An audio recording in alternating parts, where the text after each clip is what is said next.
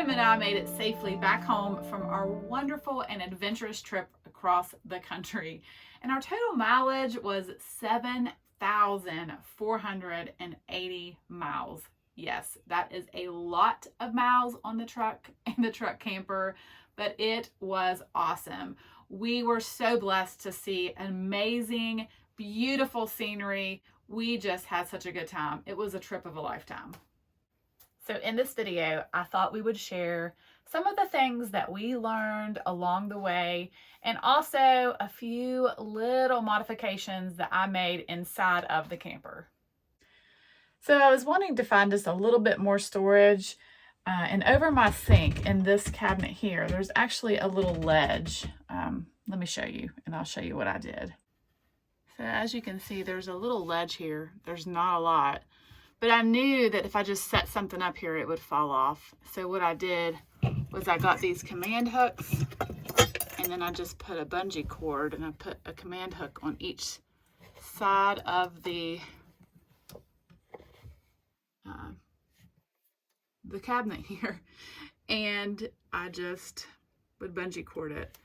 And I actually used this storage bin, and it fit perfect up here. We actually kept all of our vitamins and medicines and stuff like that in this storage bin, and I just fastened it like that, and it stayed in place. It never fell. I was pleasantly surprised. I didn't know how it would work, but it worked out perfect.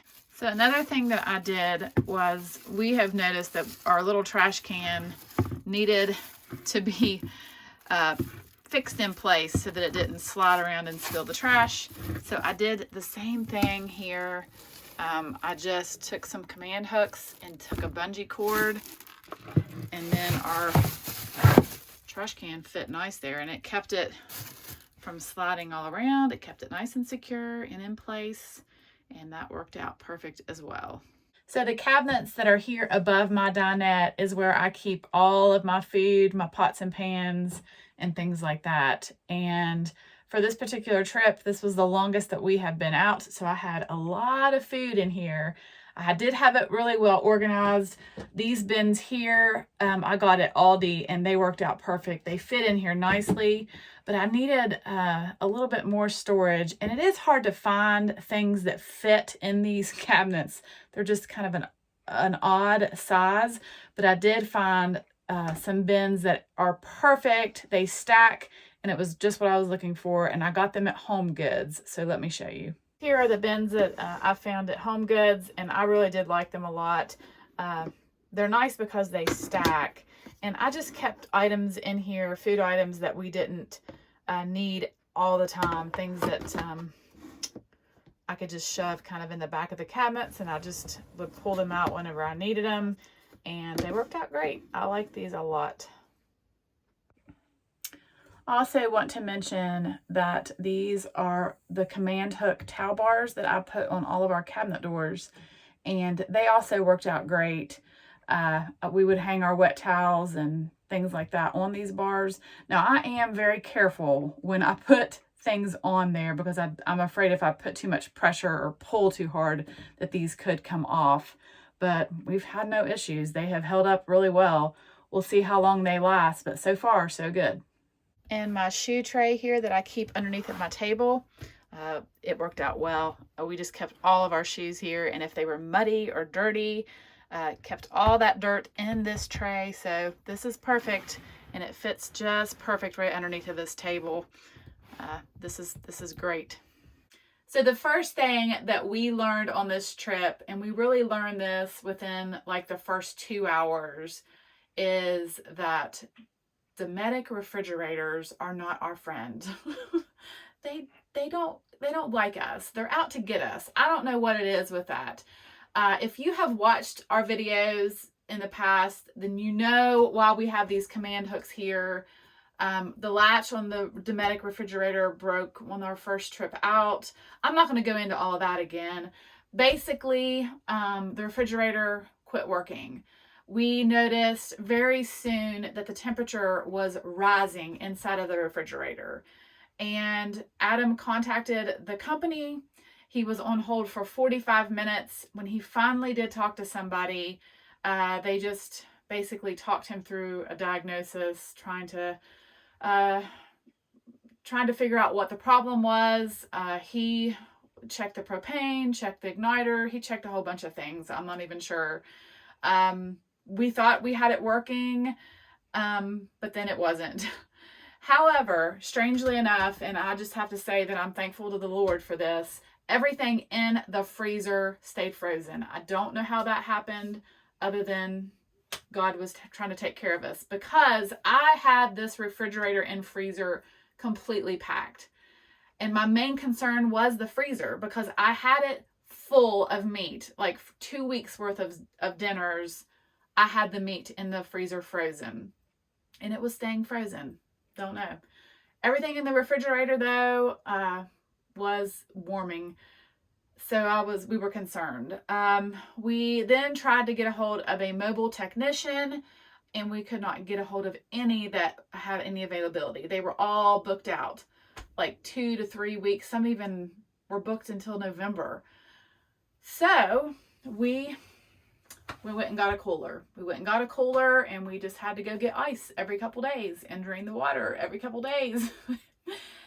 And that's, as unpleasant as that is and as frustrating as that is, we were not going to allow that to ruin our trip or get us all, out of sorts.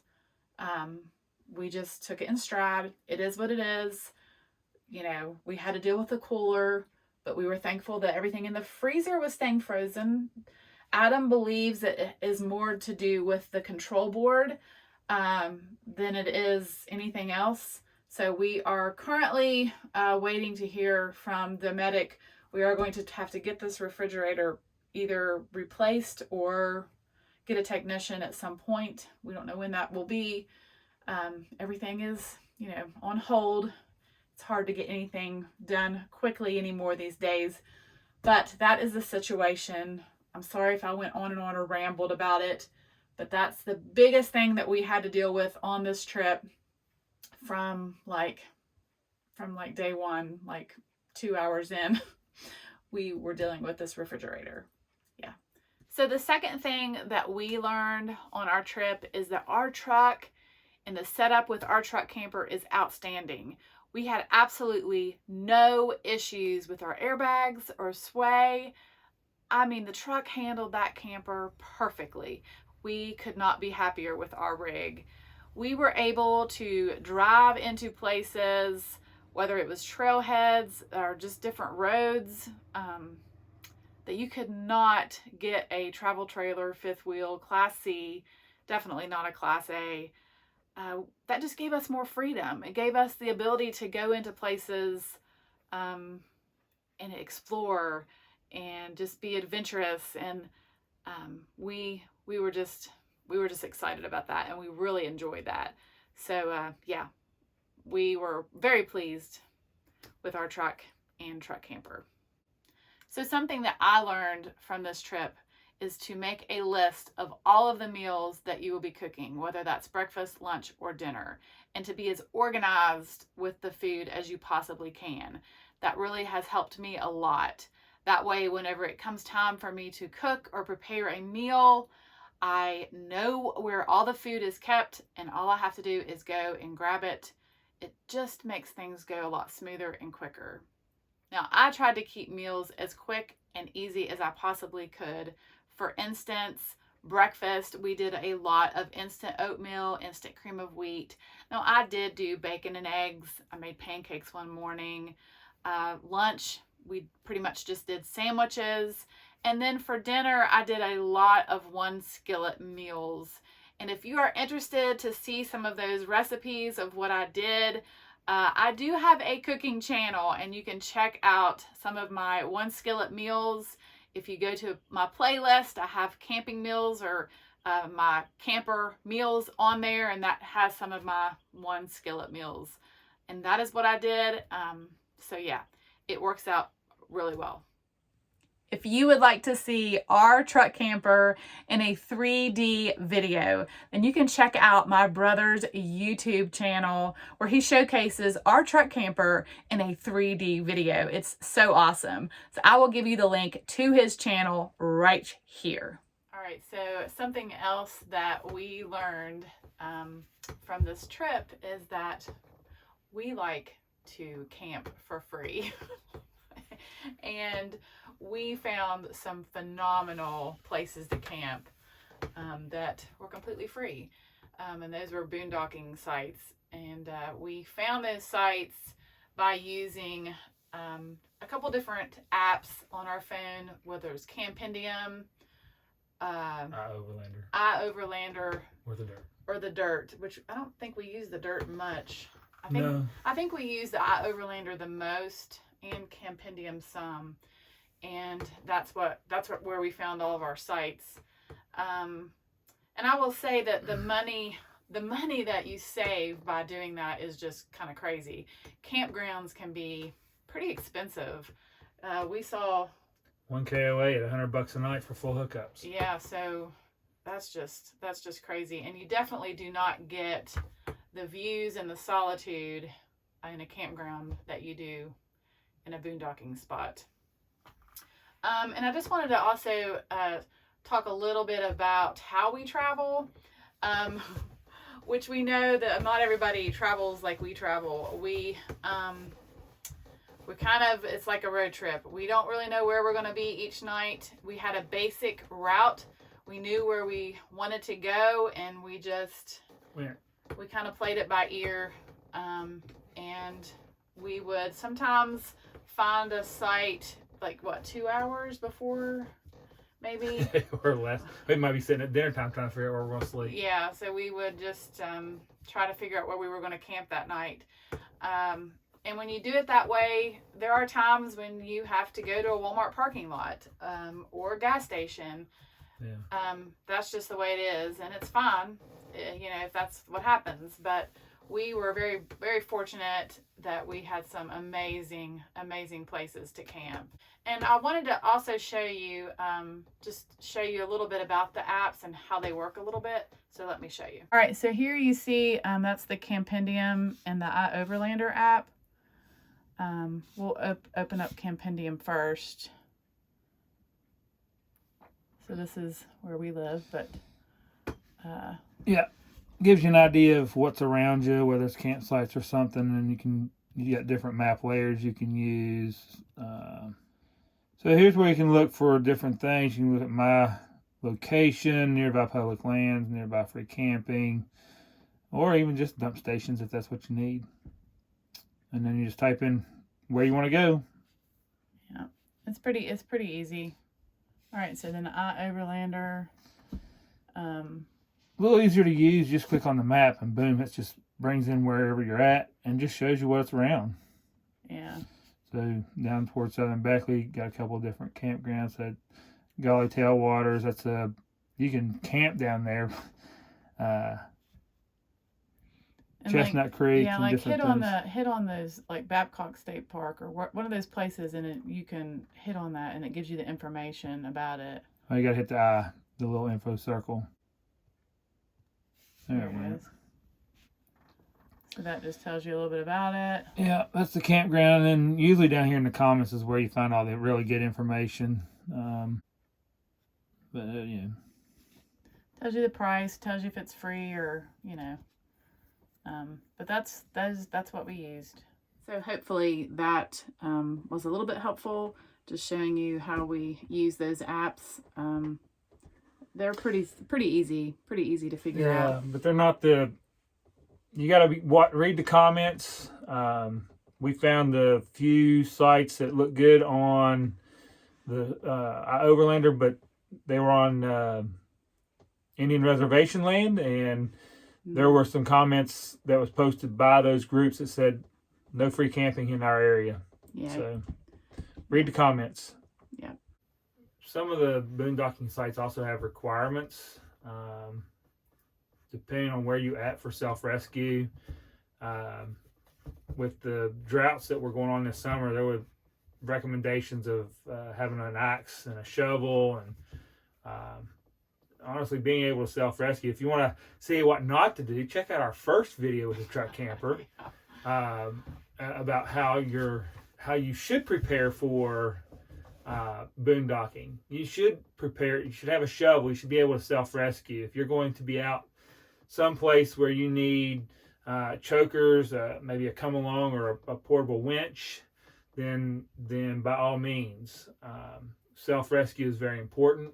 And also being able to manage your fire. If you're in an area that allows for a fire, that's great, but there were a few times we couldn't have fires. But also be responsible with your fires. Put your fires out when you're done. Another thing that we learned was the leveling blocks. Yeah, it takes 2 sets, maybe 3. When you get up in the mountains, it's not like a Walmart parking lot. It's not flat, and sometimes I was using. I used both sets, 10 block sets of the Legos that, just to get the back end leveled up enough to keep us where we could sleep comfortably. So 2 sets of blocks worked out well. Who knows, maybe we'll get a 3rd set for the next trip, but I don't think, I never got to the point where I was like, man, if I just had one more block with the 2 sets. So yeah, and we only had 1 set when we went out to Utah, and that's when you realized that we probably there were a few times out in Utah that I was like, man. Actually, we didn't have those in Utah. I take that back. We had rocks. We did have rocks in Utah, didn't we? We forgot. We were using rocks. We forgot the leveling blocks. No, it was when we went out to Shenandoah, and we did that little shakedown trip. We went up to Harper's Ferry and came back down through the Shenandoah National Park and realized that 1 set is just not enough. And so 2 sets of blocks worked out great. There's 10 in each set, so that was enough for us to be able to ramp up, stack them in such a way so it ramps up and you can get up on the block. So yeah. Well, I hope that you guys got some good information from this video. We really do appreciate you watching and coming along with us on all of our adventures. We had a wonderful trip out west on our last trip across the country. It was just a trip of a lifetime, and nice. It was pretty awesome. So thank you guys for watching, and we will see you on the next adventure. Yep.